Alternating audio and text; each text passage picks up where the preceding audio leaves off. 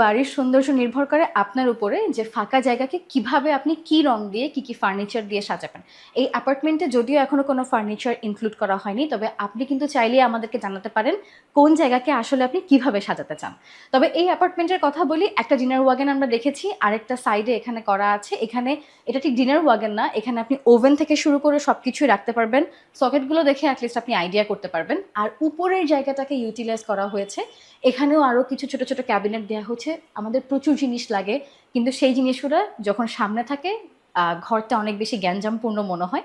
ক্যাবিনেটে ঢুকিয়ে রাখলে মনে হয় একেবারেই পরিষ্কার। আর যেহেতু ডাইনিং স্পেস, তো বেসিন তো আপনাকে রাখতেই হবে, সেই কনসেপ্টে এখানে রাখা হচ্ছে ছোট্ট একটা বেসিন কর্নার।